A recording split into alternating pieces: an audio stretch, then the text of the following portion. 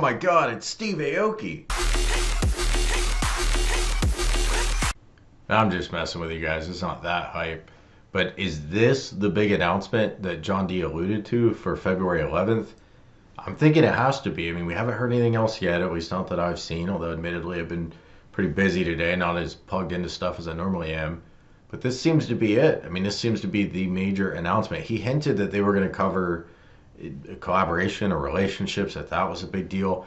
I think John sees the future of Arcade1up as a lifestyle brand, and I think he's pushing for these collaborations. I mean, I could be wrong. This is me just reading between the lines, but he seems like someone that's really into this stuff, and I think he's pushing them in that direction. And look, honestly, I think it's a good decision. You know, you probably expect me to hate on this, and I'll hate on it a little bit, but before we get to that, I think Arcade1up doing these kind of pop culture type crossovers, it's going to make them a relevant brand. A relevant brand prints money, and that's what they're trying to do. They're trying to grow the arcade space. Guys like you and I, they kind of take us for granted these days. I mean, I hate to say it, but it's true. We're going to buy their products.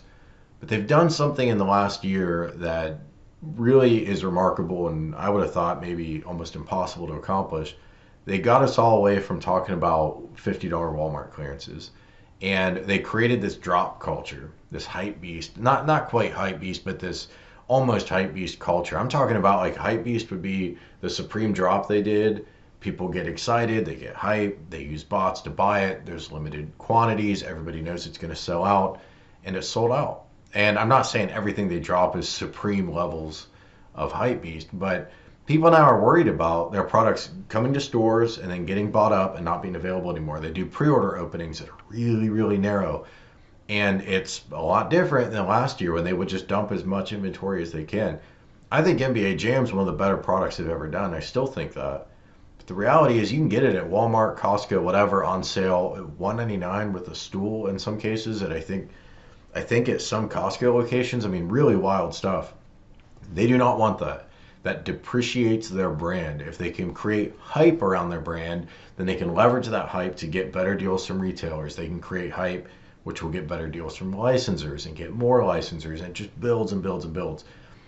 Is this what I got into Arcade1up for? No, not really. I don't really care about Steve Aoki. I don't really care about Supreme. I'm trying to create an arcade at home. But these guys are focused on growing the industry. And I got to give them a ton of credit because no one else is doing this. At Games is not doing this. iArcade is not doing this. Nobody is growing the industry. They're building product. They're selling product to you and me who buy this stuff and are into retro gaming, but they're not growing the space. And I think Arcade1up's smart because raw retro gaming is kind of cool now. It's kind of a cool vibe to it. There's a lot of love these days for the 80s, the 90s, you know, a lot of nostalgia in general. And I think with nostalgia, you can always go one of two ways. It can be kind of nerdy, or it could be kind of cool. And Arcade1up's trying to bring that edginess to it. And this kind of artwork that, you know, I don't know, Steve Aoki and his team probably came up with, but this artwork is pretty dope. But really, I'm burying the lead. The lead here is this is the first ever two-player Countercade.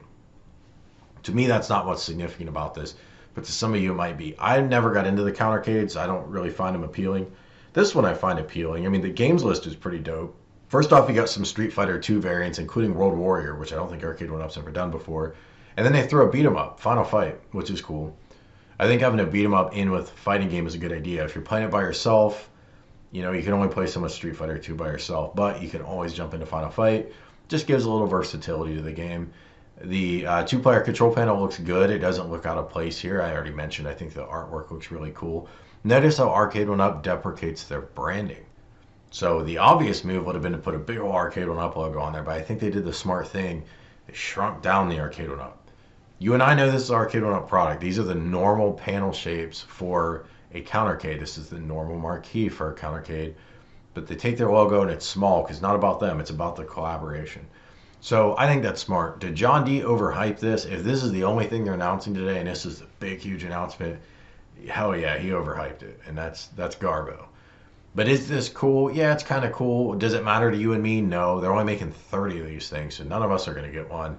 This is going to be botters paradise, and you better have bots for your bots. Like, you're not getting this cabinet at only 30 sold.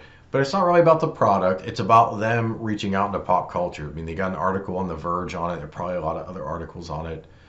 If they just did a Street Fighter Countercade, are they going to get these kind of press and hype? No.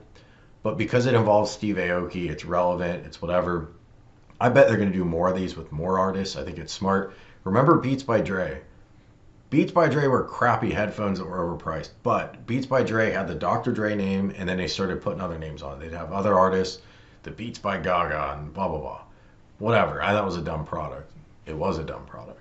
But it wasn't dumb in that it made a lot of money. It made a crap load of money, and then Apple buys them for $1 billion. So it printed money. You can't argue with that. I mean, this stuff can be really successful. Let me know what you guys think. What's up with this? I'd ask you if you're going to get one, but I'm not even going to bother asking because I don't even think it's worth trying at only 30. But I'll ask you, do you want more two-player countercades? And do you think this is cool or is it cringe? Let me know what you think in the comments. Thanks for watching, guys. I'll talk to you soon.